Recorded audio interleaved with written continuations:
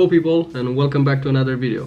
I think you saw the title already, so today I'm gonna show you my affordable gimbal setup for filmmaking. And without making you wait any longer, I'm gonna get right into it. My pick for the gimbal is the Gimbal S, Gimbal S. I know this one is not like a new gimbal. I know that the RS2 is out right now and that gimbal is really nice, but I think this one is like a fairly affordable gimbal and it does the job pretty well. So we're gonna start with the number one thing in this like gimbal setup, and that's this small part right here. This is a Trance Mount, and I'm gonna show you in a second what this thing is for. And we have this tripod over here. You know that when you're like buying the Gimbal S, you have this like tripod that like you can screw it down here, and then if you want to have like a top handle, you can like screw it up here as well, and there you go, you have like a top handle. But as you can see, this is taking like a fairly 10 to 12 seconds. So what this Trance Mount thing does is like helping you to like cut down that time that you need to like screw and unscrew this thing all the time. So after you like screw this down here and then you lock it, because you have this like small lock over here, then this is like in place and is not going anywhere, and you have like a little bit of space as well because this is a little bit longer. Now what's really nice about this thing when you have this thing like mounted on your gimbal is the fact that you can like take this thing down in just 1 second, just like that. And if you have like another one up here, then you can mount this one up here as a top handle in just a second as well. So just like this, and it's locked into place and it's not going anywhere. So that's a really nice thing to have. What I love about this thing is the fact that this one acts like a quick release plate, so this is actually like cutting down all that annoying time when you were supposed to like unscrew and screw this like tripod as a top handle and stuff like that, and maybe you were missing a shot or something, but now this thing is solving that problem. So thank you Gimbal for that. Just for the sake of this video, I'm not gonna like balance this gimbal right now, so I'm just gonna unlock this axis over here just like that. And of course the next part of this gimbal setup is the camera, and for the camera, this is my old trustworthy A7 III with a 35 1.4. I really like the 1.4 because like when I'm shooting in low light conditions, this is helping me a lot to let more light in. And as you can see over here, I have an L bracket with a red, hot rod red actually, like kind of paint. And you're gonna see why I like this thing, because I have this big design like capture clips over here with a red kind of like tint as well, and I have this red circle on the lens as well. So this is actually like going over here on the gimbal. Let's see, there we go.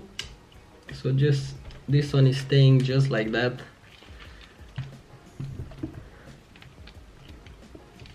Just for demonstration purposes, like I said. The next thing that goes on this gimbal setup is this top handle right here, and this one is present on this setup only when I have like long shooting days. I think I found this one on Amazon for like 25 bucks or something like that, and I love the fact that this one came in this like hot rod red that I love. And as you can see, I'm trying to like build this setup with this color scheme in mind.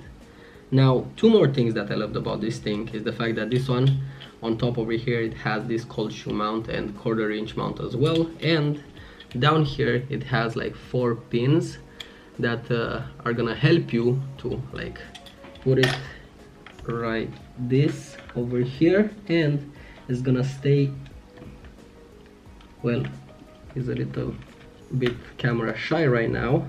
Okay, so this is how the setup is looking so far, and this is how it's looking with those like red accents that I was talking about. I don't know you, but I really love this kind of like hot rod red.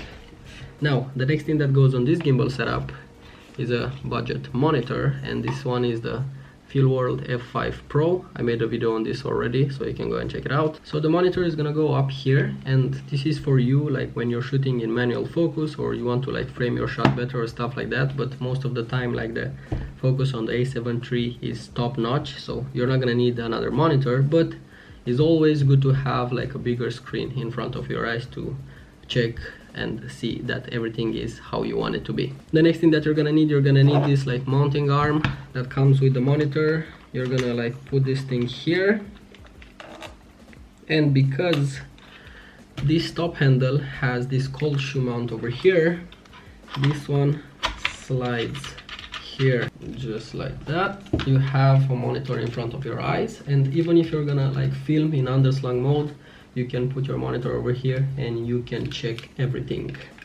Then the next thing that goes on this like setup is actually this like mammoth of a battery that goes on the back of this monitor over here.